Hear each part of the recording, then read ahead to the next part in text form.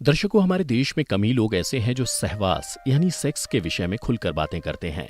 लेकिन क्या आपने कभी सोचा है कि यदि हिंदू धर्म सहवास का विरोधी होता तो क्या हिंदू धर्म के मूल सिद्धांत धर्म, अर्थ, काम और मोक्ष में काम को शामिल किया जाता? सोचिए, क्या खजुराहो के मंदिर बनते या फिर आचार्य वात्सायन कामसूत्र जैसे ग्रंथों की रचना करते?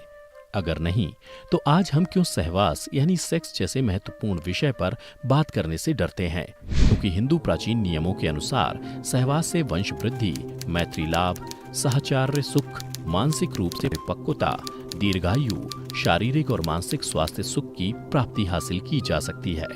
आज की युवा पीढ़ी सिर्फ आनंद के लिए एक दूसरे से संबंध स्थापित करते हैं, जबकि वो ये नहीं जानते कि पति और पत्नी के बीच सहवास रिश्तों को मजबूत बनाए रखने का एक आधार होता है, बशर्ते कि उसमें प्रेम हो, काम वासना नहीं।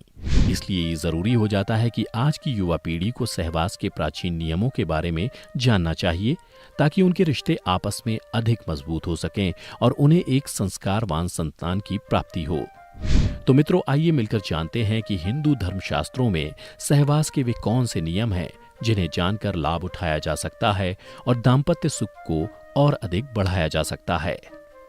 नमस्कार दर्शकों, द डिवाइन टेल्स पर आपका स्वागत है। पहला नियम। मित्रों, हिंदू धर्मशास्त्रों के अनुसार मनुष्य के शरीर में व्यान, समान, अपान, उदान और प्राण नाम की 5 प्रकार की वायु रहती है। इन पांचों में से एक अपान वायु ही मल, मूत्र, शुक्र, गर्भ और आर्तव को बाहर निकालने का कार्य करती है। इसमें से शुक्र को वीर भी कहा जाता है, यानी वह वायु संभोग से संबंध रखती है। शास्त्रों के अनुसार जब इस वायु की गति में फर्क आता है या यह किसी प्रकार से दूषित हो जाती है तो मूत्राशय और गुदा संबंधी रोग उत्पन्न होते हैं, जिस वजह से संभोग की शक्ति पर भी असर पड़ता है। अपान वायु ही स्त्रियों में माहवारी, प्रजनन और यहाँ तक कि संभोग को भी नियंत्रित करने का कार्य करती है।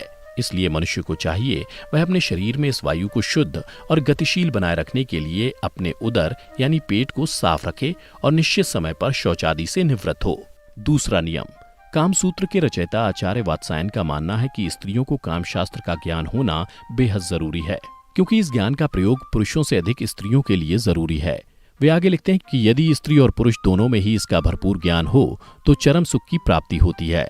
वात्सायन के अनुसार सभी स्त्रियों को विवाह से पहले पिता के घर में और विवाह के पश्चात पति की अनुमति से कामशास्त्र की शिक्षा अवश्य लेनी चाहिए। इससे दाम्पत्य जीवन में स्थिरता बनी रहती है और पति अन्य स्त्रियों की ओर आकर्षित नहीं हो पाता। इसलिए स्त्रियों को यौन क्रिया का ज्ञान होना आवश्यक है, ताकि वह काम कला में निपुण हो सकें और पति को अपने प्रेम पाश में बांधकर रख सकें। साथ ही आचार्य वात्सायन बताते हैं कि स्त्रियों को अपने किसी विश्वसनीय दाई, विवाहिता सखी, हम उम्र मौसी या बड़ी बहन, ननद या भाभी जिसे संभोग का आनंद प्राप्त हो चुका हो आदि से बिना किसी लज्जा के सहवास की शिक्षा लेनी चाहिए। तीसरा नियम। हिंदू शास्त्रों के अनुसार पति पत्नी को अमावस्या, पूर्णिमा, चतुर्थी, अष्टमी, रविवार, संक्रांति, संधिकाल, श्राद्ध पक्ष, नवरात्रि, श्रावण मास और ऋतुकाल आदि में किसी भी रूप में शारीरिक संबंध स्थापित नहीं करना चाहिए। जो स्त्री पुरुष इस नियम का पालन करते हैं उनके घर में सुख, शांति, समृद्धि और आपसी प्रेम सहयोग बना रहता है, और जो ऐसा नहीं करते वह अपने घर में ग्रह कलह और धन की हानि और आकस्मिक घटनाओं को आमंत्रित करने का काम करते हैं। चौथा नियम।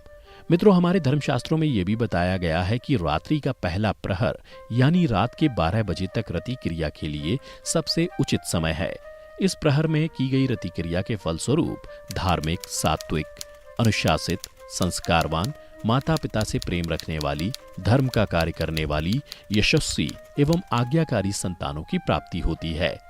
भगवान शिव के आशीर्वाद से ऐसी संतानों की आयु लंबी एवं भाग्य प्रबल होता है, और जो स्त्री पुरुष प्रथम प्रहर के बाद रति क्रिया करते हैं उससे उत्पन्न होने वाली संतान में राक्षसों के समान गुण आने की प्रबल आशंका होती है, क्योंकि प्रथम प्रहर के बाद राक्षस गण पृथ्वी लोक के भ्रमण पर निकलते हैं। इसके अलावा पहले प्रहर के बाद रति क्रिया इसलिए भी अशुभकारी है क्योंकि ऐसा करने से शरीर को कई रोग भी घेर लेते हैं। पांचवा नियम। हिंदू प्राचीन ग्रंथ आयुर्वेद के अनुसार किसी भी पुरुष को स्त्री के मासिक धर्म के दौरान अथवा किसी रोग, संक्रमण के होने पर उसके साथ संबंध नहीं बनाना चाहिए। यदि वह खुद को संक्रमण या जीवाणुओं से बचाना चाहता है तो सहवास के पहले और बाद में कुछ स्वच्छता नियमों का पालन करना चाहिए। जननांगों पर किसी भी तरह का घाव या दाने हो तो सहवास ना करें। सहवास से पहले शौचादि से निवृत्त हो लें। सहवास के बाद जननांगों की अच्छे से साफ सफाई करें या स्नान करें। छठा नियम, यदि आपकी पत्नी या पति की सहवास करने की इच्छा नहीं है या किसी दिन व्यवहार मित्रवत नहीं है, मन उदास या खिन्न है, तो ऐसी स्थिति में सहवास नहीं करना चाहिए। इसके अलावा यदि मन में या घर में किसी भी प्रकार का शोक हो तब भी संभोग नहीं करना चाहिए। अर्थात पति पत्नी की मना स्थिति अच्छी हो तभी सहवास करना चाहिए। सातवां नियम, इन सब के अलावा हिंदू धर्मशास्त्रों में यह भी बताया गया है कि पवित्र माने जाने वाले वृक्षों के नीचे, सार्वजनिक स्थानों, चौराहों, उद्यान, शमशान घाट, वध स्थल, औषधालय, मंदिर, ब्राह्मण, गुरु और अध्यापक के निवास स्थान में संभोग नहीं करना चाहिए। यदि कोई व्यक्ति ऐसा करता है तो शास्त्रानुसार उसको इसका बुरा परिणाम भुगतना पड़ता है। आठवां नियम, हिंदू धर्मशास्त्र में इस बात का भी उल्लेख मिलता है कि किसी भी स्त्री पुरुष को किसके साथ सहवास नहीं करना चाहिए।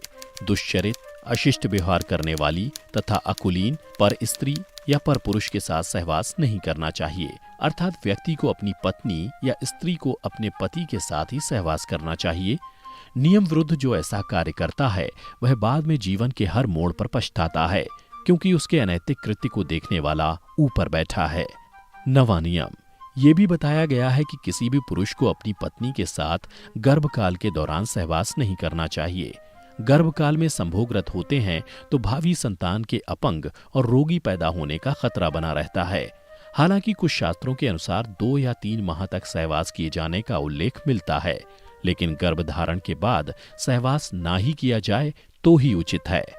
10वां नियम, इसके अलावा आचार्य वात्सायन द्वारा लिखित कामसूत्र में इस बात का भी वर्णन मिलता है कि मासिक धर्म शुरू होने के प्रथम 4 दिवसों में संभोग से पुरुष रुग्णता को प्राप्त होता है।